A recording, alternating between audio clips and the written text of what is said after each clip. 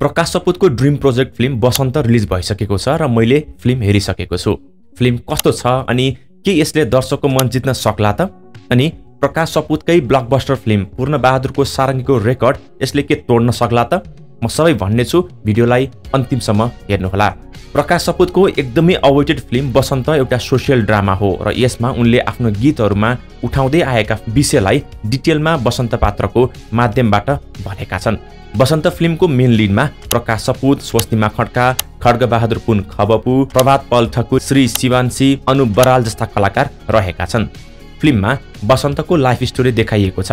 बसन्तको खरो बोल्ने शैली, क्रान्तिकारी आवाज, सामाजिक कुरीतिहरूप्रति उसको वितृष्णा अनि उसले बोल्ने शैलीले उसलाई लेखक बन्न प्रेरित गर्छ। जब जब उसले लेख्छ तब केही न केही नयाँ देखिन्छ। उसले लेख्ने कविताहरूले माया प्रेम मात्रै नभएर समाजको यथार्थ बयान गर्दछ। यसरी बसन्त एउटा कथित सानो जातको केटाले कसरी एउटा लेखकसम्मको यात्रा तय गर्यो भनेर देखाइएको छ भने त्यो लेखक बन्ने यात्रामा के कस्ता घटनाहरू घटे त्यो पनि देखाइएको छ। फिल्म एकदमै डिप रुटेड छ। गाउँले शैली, गाउँघरको स्कुलको अवस्था, गाउँले जीवनशैलीहरूलाई एकदमै नजिकबाट देखाइएको छ।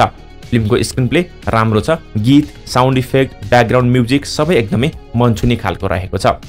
स्वस्तिमा खड्का फिल्ममा एकदमै सुहाएकी छन्। उनलाई स्कुलको विद्यार्थी भएर खेल्दा कतैबाट पनि अड फिल हुँदैन, तर त्यही कुरा प्रकाश सपुत अनि अन्य कलाकारको केसमा पनि अलिकति अड देखिन्छ। सायद त्यो म्याचुरिटीको कारणले गर्दा मेल नखाएको हुन सक्दछ।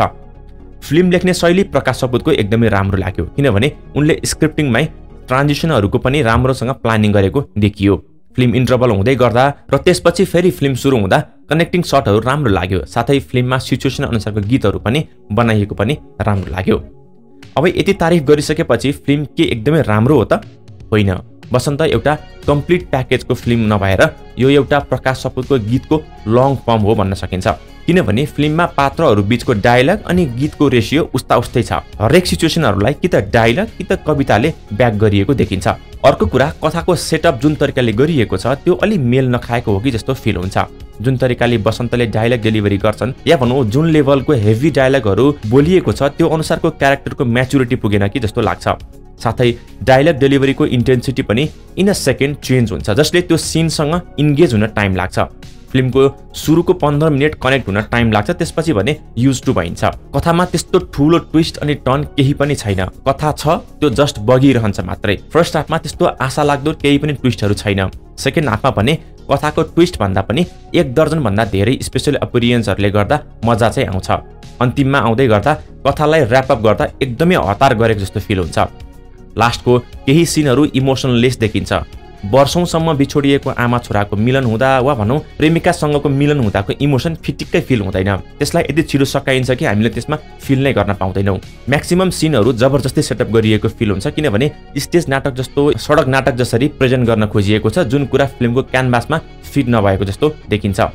फिल्मको मेकिङ कुनै बेला लार्ज क्यानभास जस्तो देखिन्छ भने कुनै बेला खुम्चिएर सानो एउटा जनचेतनामूलक विज्ञापन जस्तो फिल हुन्छ। फिल्ममा देखाउनको लागि एकदमै धेरै कुरा हुँदा हुँदै पनि यसको हेभी डायलग अनि स्ट्रेट फरवर्ड स्क्रिन प्लेले गर्दा फिल्म जस्तो नभएर लङ फर्म म्युजिक भिडियो जस्तो लाग्छ। यो हुनुको कारण प्रकाश सपुत सायद फिल्मी स्टाइलको स्टोरी टेलिङ भन्दा पनि आफूलाई भन्न मन लागेको कुरा स्ट्रेट फरवर्ड भन्न चाहन्छन्, तर यसले गर्दा फिल्मलाई डल बनाएको छ। प्रकाश सपुतको यो फर्स्ट फिल्म हो र यसमा केही तलमाथि भएका छन्। सायद यो उनले सेकेन्ड फिल्ममा सुधार्नेछन् भन्ने लागेको छ।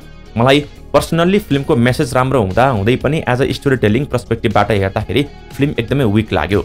म यो फिल्मलाई 2.5 स्टार आउट अफ 5 दिन चाहन्छु।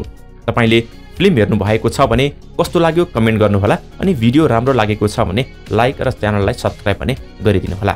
हामी अर्को भिडियोमा फेरि भेट्ने नै छौँ। जय नेपाल, जय नेपाली सिनेमा।